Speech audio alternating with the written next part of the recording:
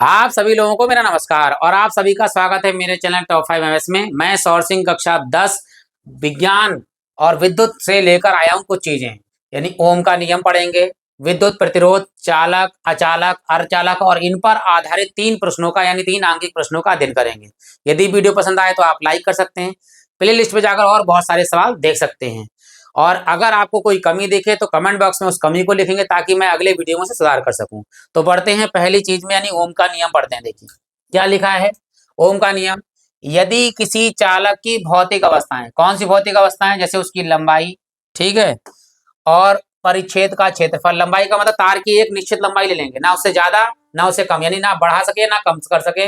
और परिच्छेद का क्षेत्रफल यानी तार कितना मोटा है, एक निश्चित मोटाई का हमने तार ले लिया।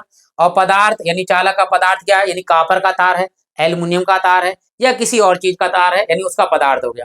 ताप यानी निश्चित ताप रखेंगे, यानी रूम टेम्परेचर, ना उसको बढ़ाएंगे ना घटाएंगे। लिखा हुआ है अपरिवर्तित रहे, यानी ना उसकी लंबाई बढ़ाई जाए, ना परिच्छेद का क्षेत्रफल, ना चालक का पदार्थ और ताप में कोई परिवर्तन ना हो।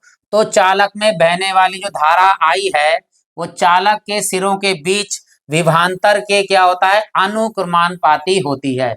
अर्थात ओम के नियम से V जो है अनुक्रमानुपाती नहीं समानुपाती होती है किसके, धारा I के। ये याद रखेंगे।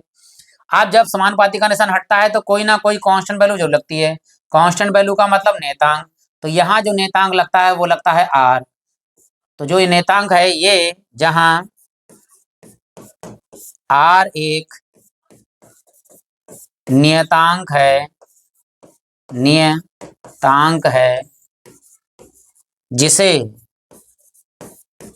प्रतिरोध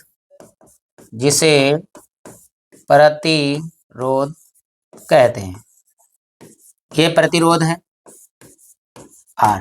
तो क्या करेंगे, आर आई को इधर लिख देंगे, V को इधर लिख देंगे। तो यहां लिखते हैं R इंटू आई बराबर V। I गुणे में है, कायम चला जाएगा बटे में, R बराबर हो गया V अपॉन आई। यदि परिपथ में विभवांतर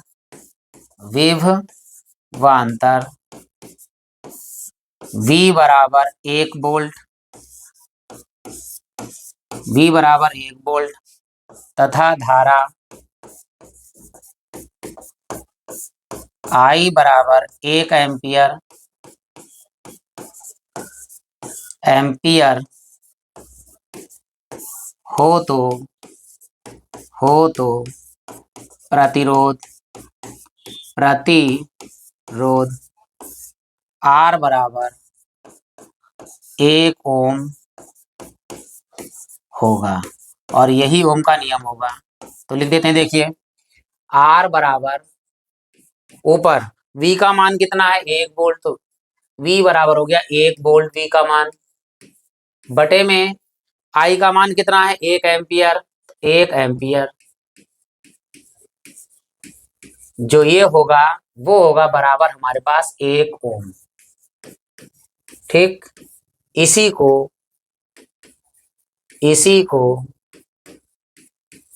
ओम का नियम कहते हैं।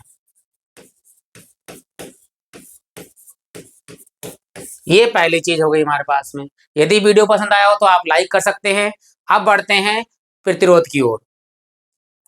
क्या है दूसरा, कि विद्युत प्रतिरोध क्या होता है। देखिए, किसी चालक का वह गुण जिसके कारण वह विद्युत धारा के प्रवाह का विरोध करता है। विरोध का मतलब होता है यानी रोकने का काम करता है। जैसे हम जब सड़क पे चल रहे होते हैं तो स्पीड ब्रेकर लगे होते हैं जो हमारी स्पीड को क्या कर देते हैं, कम कर देते हैं। उसी प्रकार जो धारा में प्रवाह का विरोध करता है यानी जो प्रतिरोध है वो धारा का विरोध करता है, धारा को रोकने का काम करता है। ठीक है, चालक का प्रतिरोध अथवा विद्युत प्रतिरोध कहलाता है। तो यहाँ जो R बराबर अभी हमने सूत्र लिखा था, क्या लिखा था, V अपॉन आई। तो ये हमारा जो है वो प्रतिरोध है, R बराबर V अपॉन आई। तो प्रतिरोध का मात्रक क्या होता है, देखिए अभी ओम तो लिखा ही था लेकिन और मात्रक क्या होता है, देखिए प्रतिरोध का मात्रक। देखिए सबसे पहला मात्रक V का मात्रक क्या होता है, वोल्ट, और बटे यानी प्रति धारा आई का मात्रक क्या होता है? धारा का मात्रक एम्पियर, तो वोल्ट प्रति एम्पियर। एक तो मात्रक ये हो गया, या इसे हम कहते हैं ओम। ओम, और ओम को एक ग्रीक अक्षर है, इस तरह से इसे नोट करते हैं। तो यहाँ पर जो हो गया ओम, ये मात्रक है इसके, ठीक है, प्रतिरोध के मात्रक हैं। तो याद रखना प्रतिरोध का मात्रक एक है वोल्ट प्रति एम्पियर, और जिसे हम ओम लिखते हैं, और ये ओम का साइन हो गया। तो ये हमारा हो गया वैद्युत प्रतिरोध। अब बढ़ते हैं चालक, अचालक और अर्धचालक पर। वैसे तो आपको याद होंगे, लेकिन फिर भी हम एक बार एक्सप्लेन कर देते हैं कि चालक क्या होता है। वे पदार्थ जिनमें मुक्त इलेक्ट्रॉन बहुत अधिक संख्या में पाए जाते हैं तथा जिनमें विद्युत धारा का प्रवाह सरलता से हो जाता है, चालक कहलाते हैं। मुक्त इलेक्ट्रॉनों के कारण ही ठोसों में जो है वो धारा प्रवाहित होती है। तो जिनमें धारा प्रवाहित हो जाए उन्हें ही चालक कहते हैं। और चालक के उदाहरण कैसे हैं? जैसे चांदी, सोना, तावा, एल्यूमिनियम, मीनियम और लोहा। इसके अलावा भी होते हैं, धातुएं हैं, विलयन है वगैरह सब। लेकिन सबसे अच्छा चालक कौन होता है? चांदी। सबसे अच्छे चालक कौन है? चांदी। ये आपको याद रखना। ये तो चालक हो गए। अब बढ़ते हैं अचालक की ओर। क्या है? वे पदार्थ जिनमें मुक्त इलेक्ट्रॉनों की संख्या लगभग नगण्य, नगण्य का मतलब कोई नहीं होती है बेटा, ठीक है, तथा जिनमें विद्युत धारा प्रवाह नहीं होती है, विद्युत रोधी अथवा अचालक कहते हैं। विद्युत रोधी यानी विद्युत ना जा प्रवाहित हो उसमें, यह कहलाता है अचालक कहलाता है। जैसे कौन कौन है बोल सकते हैं? प्लास्टिक, रबर, और क्या नाम है, प्लास्टिक, रबड़, सूखी लकड़ी, गीली नहीं, सूखी लकड़ी आदि। वे वस्तुएं जिनमें धारा प्रवाहित नहीं होती है, वे वस्तुएं जो है वो अचालक कहलाती हैं। अब बढ़ते हैं अर्धचालक की ओर। जो है देखिए, अर्धचालक क्या होता है? वे पदार्थ जिनकी चालकता चालकों से काफी कम अथवा अचालकों से अधिक होती है। यानी जो चालक है उनसे तो इनकी काफी कम होती है क्षमताएं, और अचालकों से क्या होती हैं? अधिक होती हैं। अर्धचालक कहलाते हैं। वे पदार्थ समान अवस्था में अचालक होते हैं। यानी वैसे तो समान अवस्था है तो उनमें तो अचालक होंगे, परंतु जब उनमें कुछ अपद्रव्य मिला दी, यानी कुछ अशुद्धि मिला दी जाती है, ठीक है, तो वे चालक बन जाते हैं। यानी कुछ अशुद्धियां मिला दी जाएंगी अर्धचालक में, तो वे बन जाएंगे चालक। वैसे व्यवहार करेंगे अर्धचालक मतलब अचालक की ओर से तरह से, ठीक है, बन जाते हैं। इनका उपयोग ट्रांजिस्टर, टेलीविजन आदि में क्या? अब ट्रांजिस्टर क्या होता है? जो पहले रेडियो वगैरह होते थे उनको बोलते हैं ट्रांजिस्टर, और टीवी तो जानते हैं, टेलीविजन आदि में किया जाता है। इनमें जो अर्धचालक का नाम क्या है? एक है सिलिकॉन और है जर्मेनियम। अर्धचालकों के उदाहरण है। अर्धचालकों का उदाहरण हो गया, एक सिलिकॉन हो गया, और एक कौन हो गए? आर्सेनिक हो गए। तो अब बढ़ते हैं 3 आंकिक प्रश्नों की ओर। अगर अभी वीडियो पसंद आ गया हो तो आप लाइक कर सकते हैं। कोई भी कमी दिखे तो आप कमेंट बॉक्स में कमी लिख देंगे, ताकि मैं अगले वीडियो में उसे सुधार कर सकूं। तो बढ़ते हैं आंकिक प्रश्न की ओर, जिसमें पहला प्रश्न जो दिया गया है वो ये है।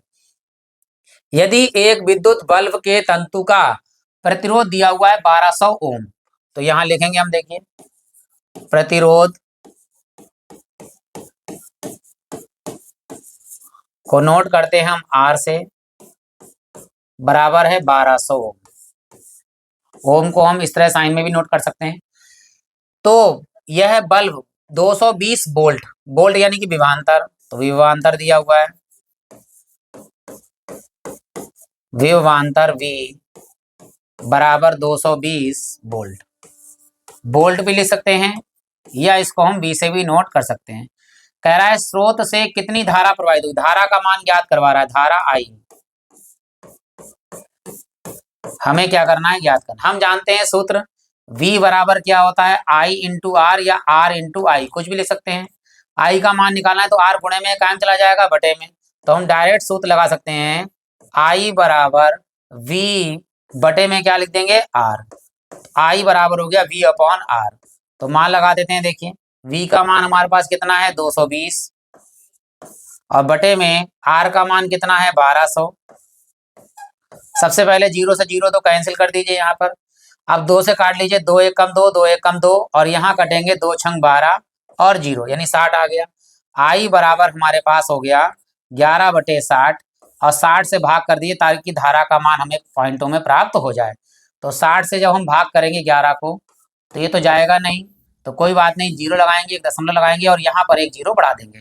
तो 6 दूनी 12 तो ज्यादा हो जाएगा, तो 1 कम जाएगा, 6 कम 6 यानी 60 1 कम 60 और यहाँ 110 में 60 जाएगा तो 50, दशमलव लगा हुआ तो एक 0 और बढ़ा दीजिए।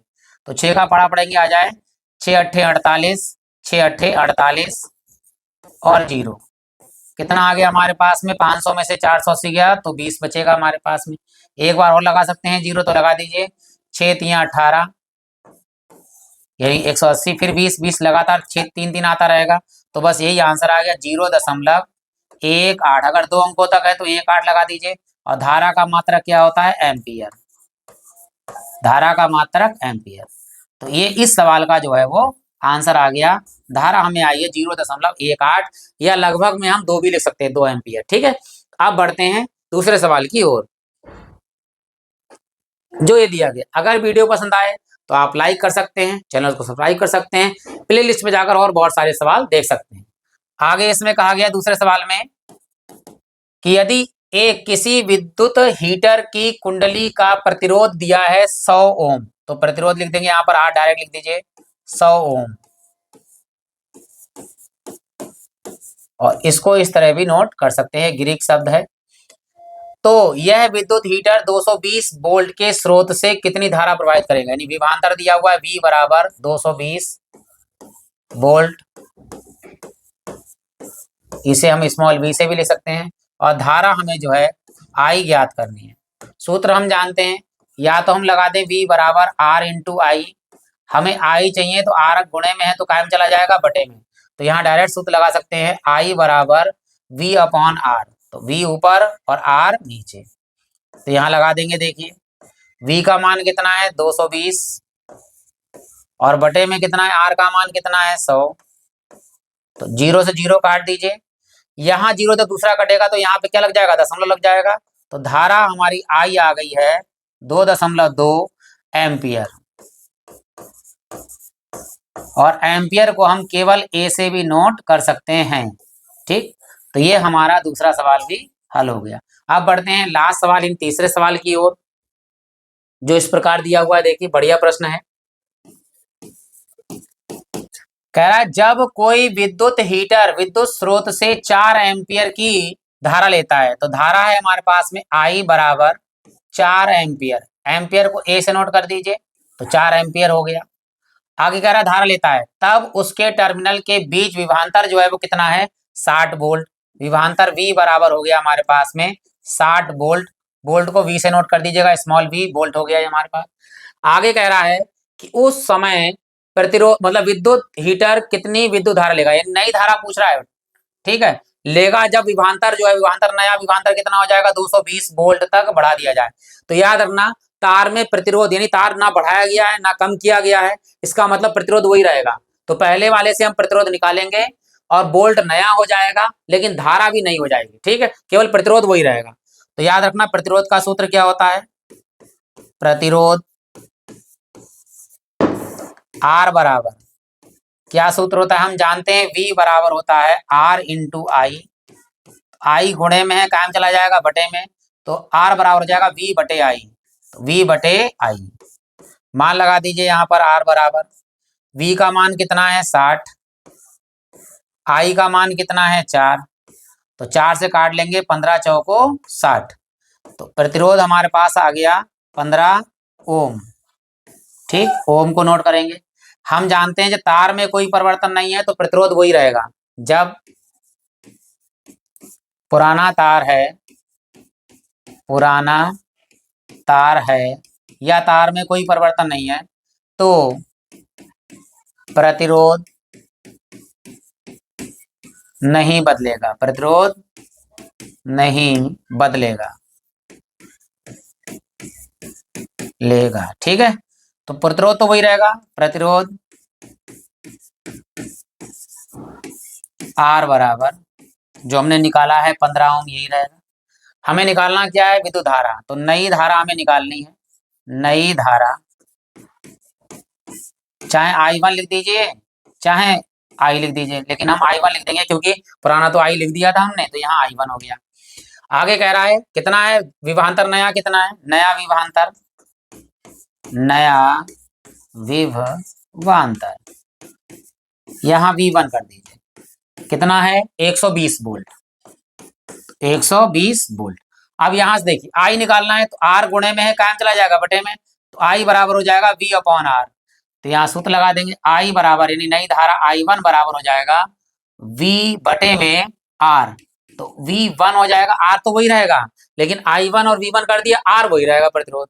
तो मान लगा दीजिए नई धारा हमारे पास आ जाएगी I1 बराबर, V1 का मान कितना है, V1 का मान है 120 वोल्ट और बटे में R का मान कितना है 15। तो यहाँ काट लेंगे, देखिए 15 से काट लेते हैं, हम पूरा जानते हैं कितना आएगा, ठीक है। 5 से काट लीजिए चाहे 15 से काट लीजिए, 15 अट्ठे 120, I1 बराबर हो गया हमारे पास में 8 एम्पियर धारा ए। ये नई धारा हमारे पास आ गई I बराबर 8 एम्पियर। तो ये हमारे तीनों सवाल हो गया। यदि वीडियो पसंद आया हो तो आप लाइक कर सकते हैं, चैनल को सब्सक्राइब कर सकते हैं। अगले वीडियो में बहुत ही जल्द मिलते हैं। इसी के साथ आप सभी लोगों का हृदय से धन्यवाद।